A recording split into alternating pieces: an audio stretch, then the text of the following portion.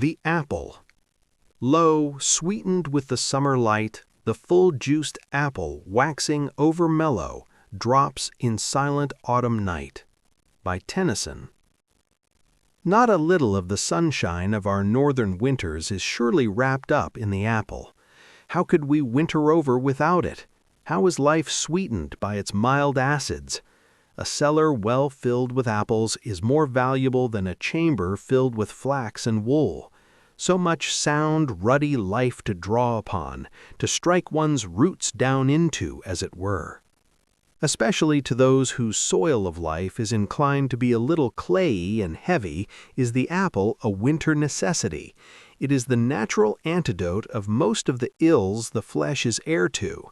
Full of vegetable acids and aromatics, qualities which act as refrigerants and antiseptics, what an enemy it is to jaundice, indigestion, torpidity of liver, etc. It is a gentle spur and tonic to the whole biliary system. Then I have read that it has been found by analysis to contain more phosphorus than any other vegetable. This makes it the proper food of the scholar and the sedentary man.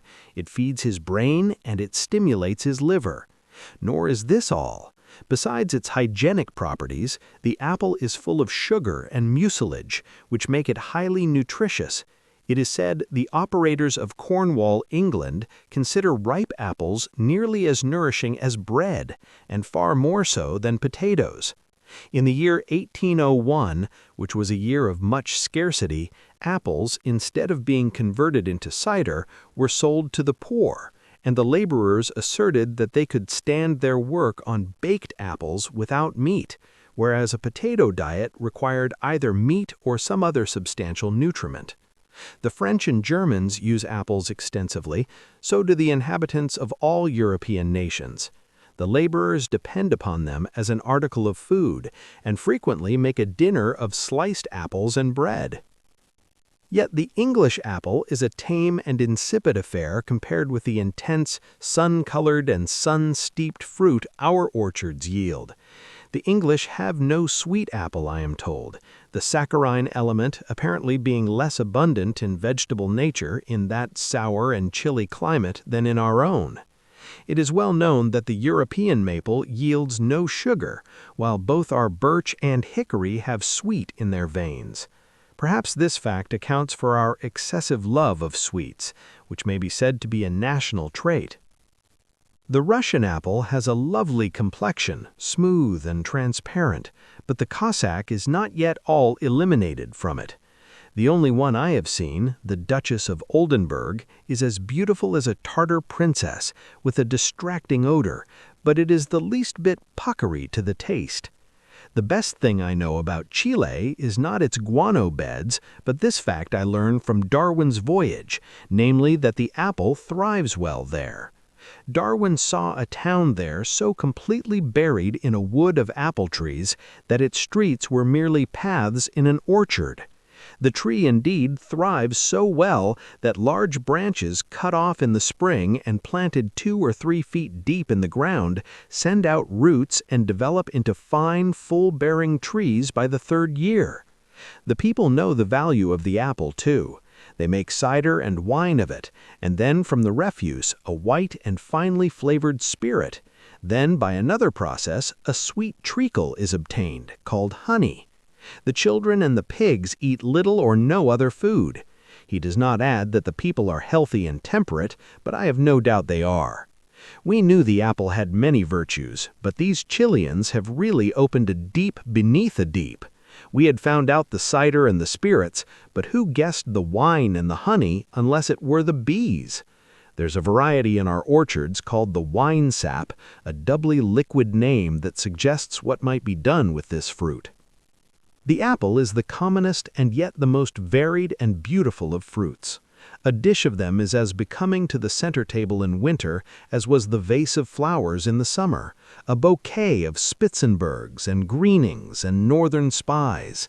A rose when it blooms, the apple is a rose when it ripens. It pleases every sense to which it can be addressed, the touch, the smell, the sight, the taste, and when it falls in the still October days, it pleases the ear. It is a call to a banquet. It is a signal that the feast is ready. The bough would fain hold it, but now it can assert its independence. It can now live a life of its own. Daily the stem relaxes its hold, till finally it lets go completely, and down comes the painted sphere with a mellow thump to the earth, toward which it has been nodding so long. It bounds away to seek its bed, to hide under a leaf or in a tuft of grass. It will now take time to meditate and ripen. What delicious thoughts it has there nestled with its fellows under the fence, turning acid into sugar and sugar into wine. How pleasing to the touch! I love to stroke its polished rondure with my hand, to carry it in my pocket on my tramp over the winter hills or through the early spring woods. You are company, you red-checked spits, or you salmon-fleshed greening. I toy with you, press your face to mine, toss you in the air, roll you on the ground, see you shine out where you lie amid the moss and dry leaves and sticks. You are so alive, you glow like a ruddy flower. You look so animated I almost expect you to move. I postpone the eating of you, you are so beautiful. How compact, how exquisitely tinted, stained by the sun and varnished against the rains. An independent vegetable existence, alive and vascular as my own flesh, capable of being wounded, bleeding, wasting away, or almost of repairing damages. How it resists the cold, holding out almost as long as the red cheeks of the boys do. A frost that destroys the potatoes and other roots only makes the apple more crisp and vigorous. It peeps out from the chance November snows unscathed. When I see the fruit vendor on the street corner stamping his feet and beating his hands to keep them warm and his naked apples lying exposed to the blasts, I wonder if they do not ache too to clap their hands and enliven their circulation. But they can stand it nearly as long as the vendor can. Noble common fruit, best friend of man and most loved by him, following him like his dog or his cow wherever he goes. His homestead is not planted till you are planted.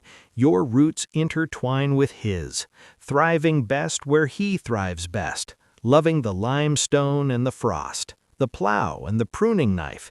You are indeed suggestive of hardy, cheerful industry and a healthy life in the open air. Temperate, chaste fruit.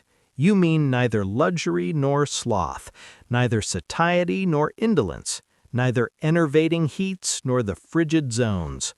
Uncloying fruit, fruit whose best sauce is the open air, whose finest flavors only he whose taste is sharpened by brisk work or walking knows.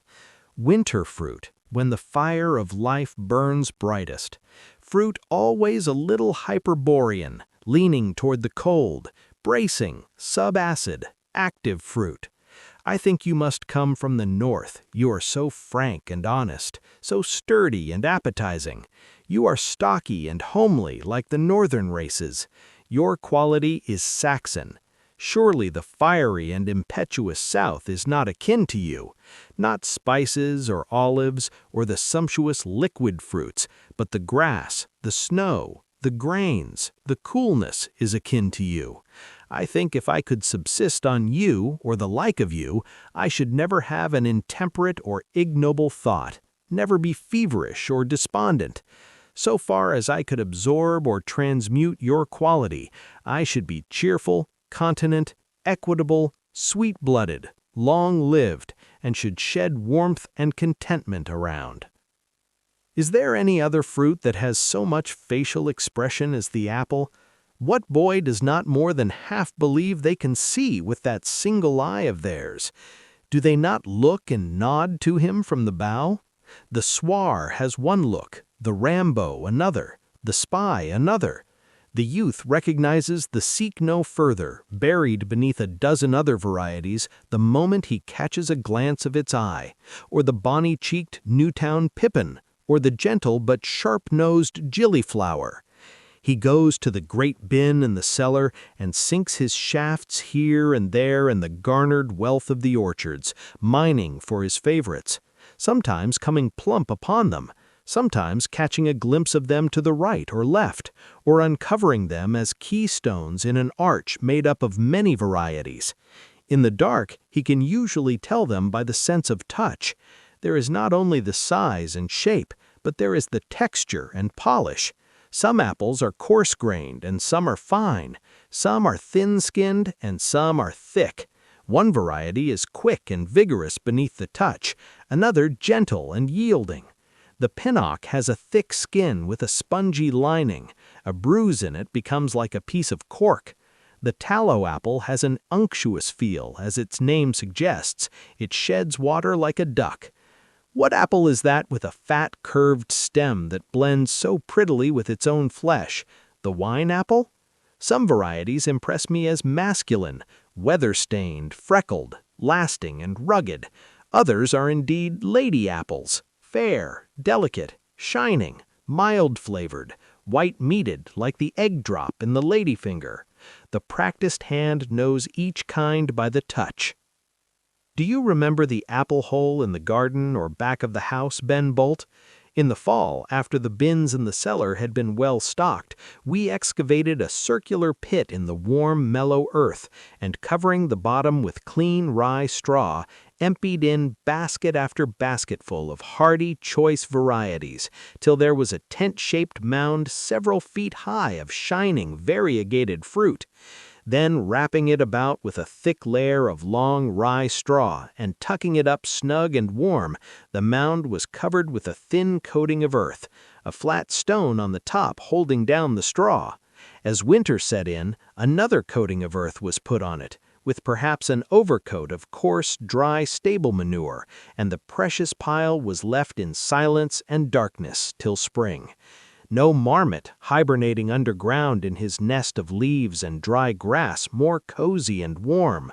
No frost, no wet, but fragrant privacy and quiet. Then how the earth tempers and flavors the apples. It draws out all the acrid, unripe qualities and infuses into them a subtle, refreshing taste of the soil.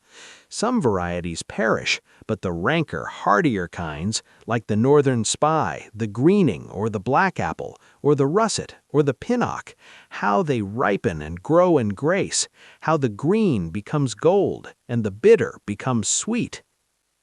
As the supply in the bins and barrels gets low and spring approaches, the buried treasures in the garden are remembered. With spade and axe we go out and penetrate through the snow and frozen earth till the inner dressing of straw is laid bare. It is not quite as clear and bright as we placed it there last fall, but the fruit beneath, which the hand soon exposes, is just as bright and far more luscious. Then, as day after day you resort to the hole and thrust your arm into the fragrant pit, you have a better chance than ever before to become acquainted with your favorites by the sense of touch. How you feel for them, reaching to the right and left. Now you have got a Tallman's sweet. You imagine you can feel that single meridian line that divides it into two hemispheres. Now a greening fills your hand. You feel its fine quality beneath its rough coat. Now you have hooked a swar. You recognize its full face. Now a Vanderveer or King rolls down from the apex above, and you bag it at once. When you were a schoolboy, you stowed these away in your pockets and ate them along the road and at recess, and again at noontime, and they in a measure corrected the effects of the cake and pie with which your indulgent mother filled your lunch basket. The boy is indeed the true apple-eater, and is not to be questioned how he came by the fruit with which his pockets are filled. It belongs to him, and he may steal it if it cannot be had in any other way. His own juicy flesh craves the juicy flesh of the apple. Sap draws sap. His fruit-eating has little reference to the state of his appetite. Whether he be full of meat or empty of meat, he wants the apple just the same. Before meal or after meal, it never comes amiss. The farm boy munches apples all day long. He has nests of them in the haymow, mellowing, to which he makes frequent visits. Sometimes old Brindle, having access through the open door, smells them out and makes short work of them. In some countries, the custom remains of placing a rosy apple in the hand of the dead, that they may find it when they enter paradise. In northern mythology, the giants eat apples to keep off old age. The apple is indeed the fruit of youth. As we grow old, we crave apples less. It is an ominous sign. When you are ashamed to be seen eating them on the street, when you can carry them in your pocket and your hand not constantly find its way to them, when your neighbor has apples and you have none, and you make no nocturnal visits to his orchard, when your lunch basket is without them, and you can pass a winter's night by the fireside with not thought of the fruit at your elbow, then be assured you are no longer a boy, either in heart or in years. The genuine apple-eater comforts himself with an apple in its season as others do with a pipe or a cigar. When he has nothing else to do or is bored, he eats an apple. While he is waiting for the train, he eats an apple, sometimes several of them. When he takes a walk, he arms himself with apples. His traveling bag is full of apples. He offers an apple to his companion and takes one himself. They are his chief solace when on the road. He sows their seed all along the route. He tosses the core from the car window and from the top of the stagecoach. He would, in time, make the land one vast orchard. He dispenses with a knife. He prefers that his teeth shall have the first taste. Then he knows that the best flavor is immediately beneath the skin, and that in a pared apple this is lost. If you will stew the apple, he says, instead of baking it, by all means leave the skin on. It improves the color and vastly heightens the flavor of the dish. The apple is a masculine fruit, hence women are poor apple eaters. It belongs to the open air and requires an open-air taste and relish. I instantly sympathized with that clergyman I read of who, on pulling out his pocket handkerchief in the midst of his discourse, pulled out 2 bouncing apples with it that went rolling across the pulpit floor and down the pulpit stairs. These apples were, due no doubt, to be eaten after the sermon, on his way home or to his next appointment. They would take the taste of it out of his mouth. Then would a minister be apt to grow tiresome with 2 big apples in his coat-tail pockets? Would he not naturally hasten along to lastly and the big apples? If they were the dominy apples, and it was April or May, he certainly would. How the early settlers prized the apple! When their trees broke down or were split asunder by the storms, the neighbors turned out. The divided tree was put together again and fastened with iron bolts. In some of the oldest orchards, one may still occasionally see a large, dilapidated tree with the rusty iron bolt yet visible. Poor, sour fruit, too, but sweet in those early pioneer days. My grandfather, who was one of these heroes of the stump, used every fall to make a journey of 40 miles for a few apples, which he brought home in a bag on horseback. He frequently started from home by 2 or 3 o'clock in the morning, and at one time both he and his horse were much frightened by the screaming of panthers in a narrow pass in the mountains through which the road led. Emerson, I believe, has spoken of the apple as the social fruit of New England. Indeed, what a promoter or abettor of social intercourse among our rural population the apple has been, the company growing more merry and unrestrained as soon as the basket of apples was passed round. When the cider followed, the introduction and good understanding were complete. Then those rural gatherings that enlivened the autumn in the country, known as apple cuts, now, alas, nearly obsolete, where so many things were cut and dried besides apples. The larger and more loaded the orchard, the more frequently the invitations went round, and the higher the social and convivial spirit ran. Ours is eminently a country of the orchard. Horace Greeley said he had seen no land in which the orchard formed such a prominent feature in the rural and agricultural districts. Nearly every farmhouse in the eastern and northern states has its setting or its background of apple trees, which generally date back to the first settlement of the farm. Indeed, the orchard, more than almost any other thing, tends to soften and humanize the country, and to give the place of which it is an adjunct a settled, domestic look. The apple tree takes the rawness and wildness off any scene. On the top of a mountain or in remote pastures, it sheds the sentiment of home. It never loses its domestic air or lapses into a wild state.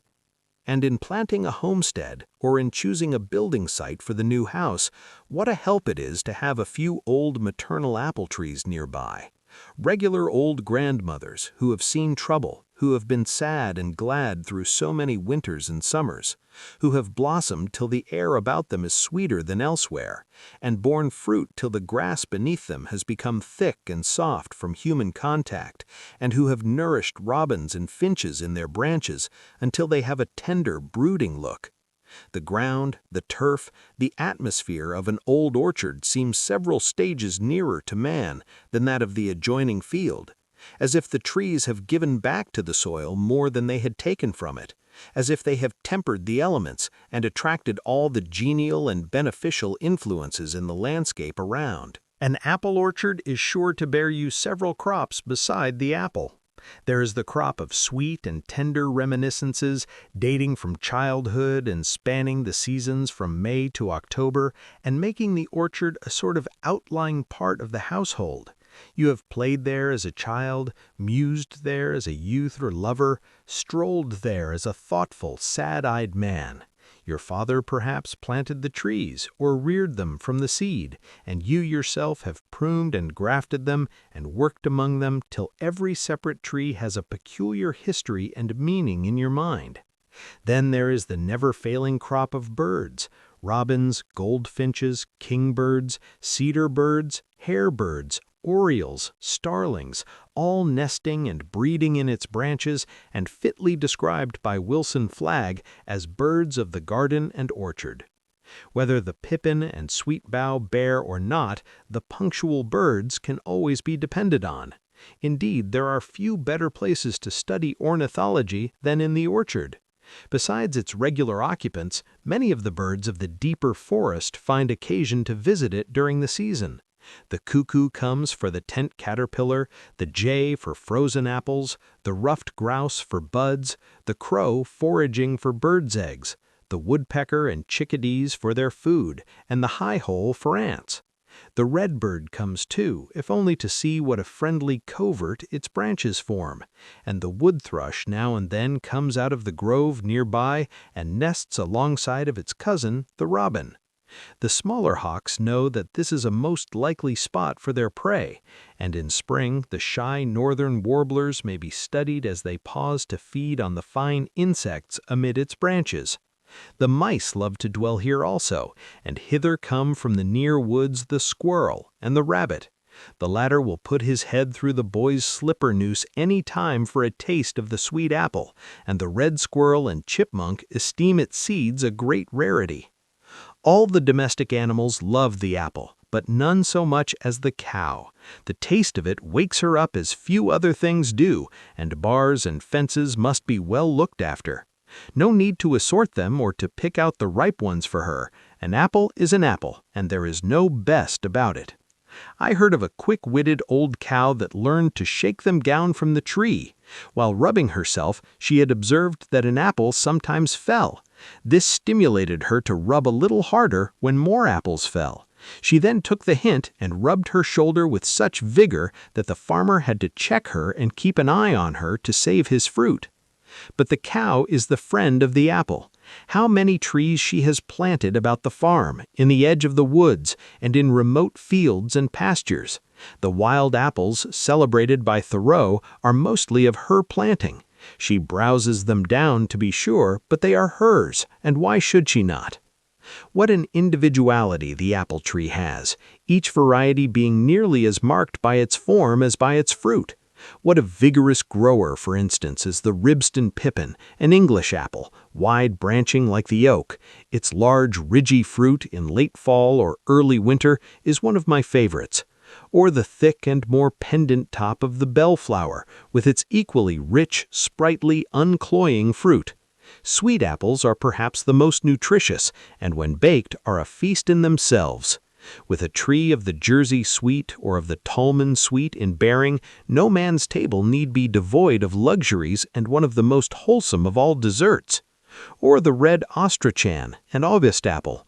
What a gap may be filled in the culinary department of a household at this season by a single tree of this fruit! And what a feast is its shining crimson coat to the eye before its snow-white flesh has reached the tongue! But the apple of apples for the household is the Spitzenberg. In this casket Pomona has put her highest flavors.